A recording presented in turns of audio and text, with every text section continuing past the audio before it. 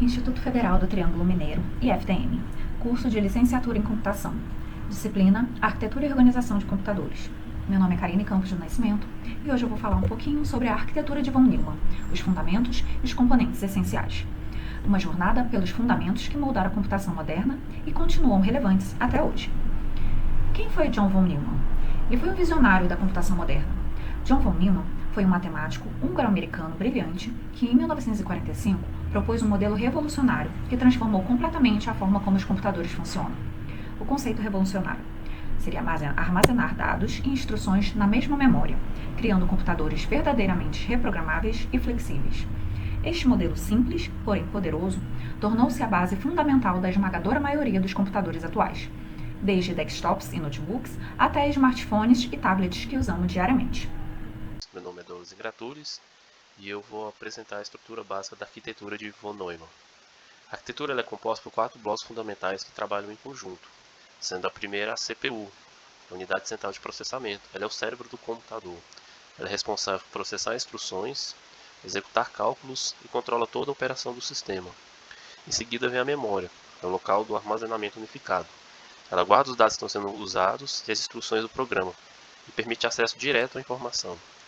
O barramento, também chamado de bus, é o sistema de comunicação. Ele é o caminho que transfere dados entre os componentes e envia endereço para a memória, saber onde está alocada a informação. E sinaliza o controle, garantindo que a comunicação seja toda organizada. E por último temos o dispositivo de entrada e saída, que ele é a interface com o mundo externo. Ele permite a entrada de dados, saída de resultado e é responsável pela interação do usuário com a máquina. Uma característica marcante dessa arquitetura é o uso da memória única para dados e instruções, o que simplifica enormemente o design, mas também cria o gargalo de desempenho, conhecido como gargalo de von Neumann. E assim como diz o Robert Sebesta, a velocidade de conexão entre a memória de um computador e seu processador determina a velocidade. Isso significa que o CPU ele processa um pouco mais rápido do que a memória, que é por isso que causa esse gargalo, E todos os componentes são interconectados através de um barramento único e compartilhado, permitindo a troca de informações entre CPU, memória e dispositivos periféricos. Essa arquitetura é usada até hoje, tanto nos computadores, celulares, e eu espero que vocês tenham entendido. Muito obrigado. Olá a todos, me chamo João Vinícius, atualmente sou estudante do Polo AB de João Pinheiro. Hoje vamos entender 2 pilares que fazem o computador funcionar, começando pela cérebro da máquina, a unidade central de processamento, e logo após vamos falar sobre a memória. A CPU é o cérebro responsável por executar todas as instruções e coordenar o funcionamento dos demais componentes. Ela é composta por 3 elementos fundamentais: a unidade de controle, a unidade de lógica aritmética e, por fim, os registradores. Olhando para esse slide, vemos que a CPU não trabalha sozinha. Ela é dividida em 3 departamentos que precisam funcionar em perfeita sintonia. Temos a unidade de controle, responsável por buscar e decodificar instruções da memória, além de controlar o fluxo de dados entre os componentes do sistema. Ela interpreta instruções do programa, gera sinais de controle e sincroniza as operações. Ela funciona como se fosse um gerente. A função dela é buscar as instruções na memória, decodificar o que precisa ser feito e comandar os outros componentes. Essa é a nossa unidade de controle. Segundo, temos a unidade de lógica e aritmética, a LU. Ela fica responsável por executar todas as operações matemáticas e operações lógicas e também realiza comparações de dados. Vamos dizer que este é o operário, é a calculadora que efetivamente põe a mão na massa para poder subtrair e tomar as decisões lógicas. Temos, por fim, os registradores, que seria a memória ultra rápida interna da CPU, que armazena dados temporários durante o processamento. Dentro dela temos a PC, Program Counter, o endereço da próxima instrução, MAR, Memory Address Register, endereço de memória, MDR, Memory Data Register, dados transferidos, e, por fim, o AC, Accumulator, resultados temporários. Vamos dizer que esses componentes dentro dos registradores seriam gavetas dentro da CPU. Conforme eu falei, a memória mais rápida que existe, usada apenas para guardar o dado que está sendo processado naquele exato instante. Mas a CPU precisa de um lugar para buscar essas informações e guardar os resultados. É aí que entra o nosso segundo slide, a memória. A memória principal, memória RAM, Random Access Memory, é onde programas e dados ficam armazenados no mesmo espaço físico, uma característica que define a arquitetura de von Neumann. Cada célula de memória possui um endereço único, permitindo acesso direto e rápido a qualquer posição, independentemente de sua localização física. O conceito revolucionário de von Neumann, conforme eu falei, está na unificação. Tá? Antigamente, como os computadores tinham as memórias separadas, von Neumann propôs misturar tudo. Instruções, sendo os programas, e dados, sendo seus arquivos, ficam guardados no mesmo espaço da memória principal, memória RAM. Temos aqui a hierarquia de memória, né, seguindo para a memória ultra rápida, seriam os registradores, conforme eu mencionei, fica dentro da CPU. Temos aquela memória intermediária, memória cache, porém ainda muito rápida. E temos a memória RAM, uma memória lenta, memória principal e volátil. Mais à frente eu vou entrar nesse conceito entre volátil e permanente. E temos também o armazenamento secundário, o HD e SSD, permanente, armazenamento permanente. O que significa a memória RAM ser uma memória volátil e o HD e SSD ser uma memória permanente? A memória RAM é como uma mesa de trabalho, ela é rápida e é onde a CPU coloca tudo o que está usando agora. Exemplo, um navegador aberto, um vídeo rodando. Porém, ela precisa de energia elétrica para manter esses dados. Se você desligar o computador ou acabar a luz, a mesa é limpa. Tudo que estava lá na memória RAM se perde. É por isso que precisamos da memória secundária, ou memória permanente, que seriam os HDs e os SSDs. Diferente da memória RAM, a memória permanente é magnética ou sólida, feita para gravar a informação fisicamente, só que tem um porém, ela é mais lenta, mas não é volátil. Seus arquivos continuam lá, mesmo com o computador desligado. Resumindo, a arquitetura a CPU processa as informações na velocidade da luz, usa a RAM como uma mesa temporária e rápida e salva o trabalho final na memória permanente para não perder nada. Tá?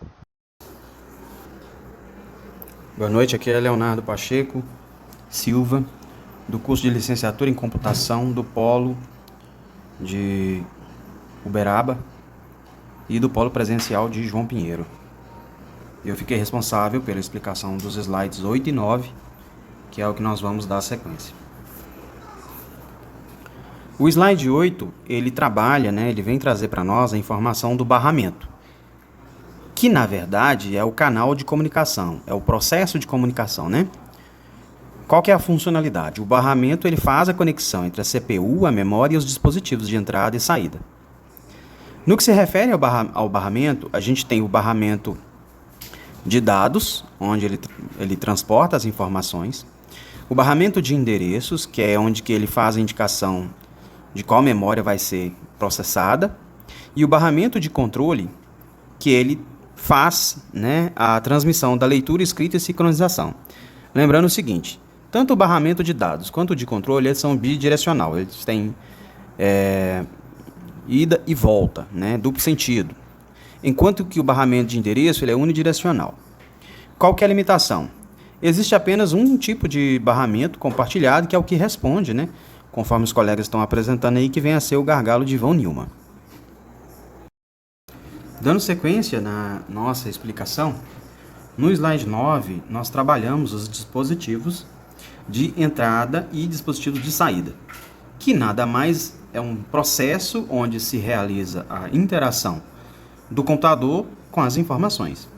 Os dispositivos de entrada, normalmente, são que nós reconhecemos através da utilização e da inserção de dados, que são o teclado, mouse, o scanner, o microfone, a câmera, os coletores de digital biométrica são dispositivos de entrada. Os dispositivos de saída são aqueles em que, após o comando, nós recebemos o respectivo retorno. E eles são reconhecidos através do repasse das informações. São eles, o monitor, a impressora, o alto-falante, os projetores, fones de ouvido, os dispositivos em que processam as informações para a gente, trazendo o retorno ou também a saída. Tem alguns dispositivos que são considerados tanto de entrada quanto de saída, que são considerados os HDs e a modalidade de HD e SSD. A CPU, que é a unidade de processamento central, ela faz o controle dos dispositivos via barramento e através dos dispositivos de controladores específicos de cada dispositivo, quer seja ele de entrada e saída e sua respectiva conexão. Thales Rodrigo Carvalho, do Instituto Federal do Triângulo Mineiro, matéria de licenciatura em computação. Vamos dar sequência sobre a arquitetura de von Neumann. A vantagem, a simplicidade do design, pois a arquitetura ela era relativamente simples de implantar, pois ela compreende um único tipo de memória a ser usado, um único tipo de dado e um único tipo de instruções. Dada essa característica, ela tinha uma flexibilidade de você poder desenvolver diversos tipos de programas sem necessidade de fazer um upgrade de hardware, de componentes físicos.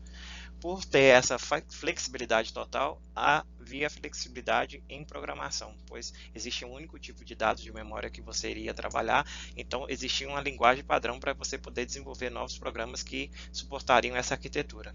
Dado a isso, gerava também alguns gargalos, como por exemplo, os gargalos de barramento, pois existia um único tipo de barramento, e muitas vezes quando tinha umas tarefas sequenciais e muito grande, ela poderia ocorrer um travamento nesse barramento. Dado esse travamento, a tarefa ela só executava quando uma tarefa anterior tinha sido concluída, que é a questão da execução sequencial. Então ela ficava limitada a um único tipo de instrução a ser executado.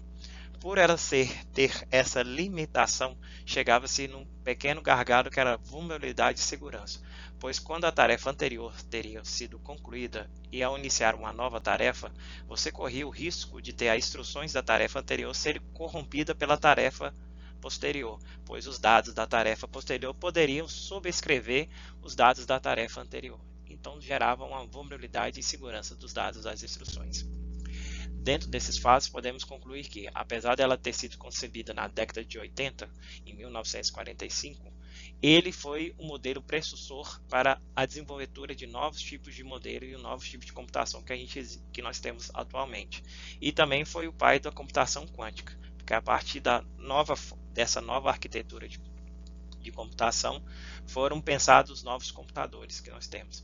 E a indústria, para tentar sanar esses problemas de gargalo, eles desenvolveram a memória cache, que era uma memória relativa que tinha um processamento de dados e permitia execução daqueles dados já percorridos com frequência. É como se ela criasse um caminho e quando você solicitava a instrução, ela ia percorrer novamente esse caminho, não criando um novo caminho. Então, iria gastar menos processamento, pois um caminho até aquela instrução já existia. Se você quisesse uma nova instrução, ele ia criar um poder de processamento maior para criar um novo caminho até chegar nessa nova instrução. Temos também a questão do pipeline de dados, que seria a sequência de dados por etapas, que era coletar, transformar, limpar, agregar, carregar os dados de diversas fontes de um único destino para análise. Então, os dados soltos, eles seriam todos tratados de forma simultaneamente e alocados em um único destino. As arquiteturas superescaláveis são os designs que permitem múltiplas tarefas simultaneamente em um único ciclo. Então, no von Neumann você tinha anteriormente vários ciclos para executar uma única tarefa. Na arquitetura superescaláveis, ao contrário, você tem várias tarefas sendo executadas por um único ciclo, que gera o processamento paralelo, que é várias tarefas sendo executadas ao mesmo tempo sem perder muita força de processamento. Então, entender profundamente a arquitetura de von Neumann é compreender como os computadores funcionam hoje, as suas limitações e as direções para o futuro, pois é a partir desses computadores que foram feitos os novos conceitos e os conceitos futuros que iremos presenciar.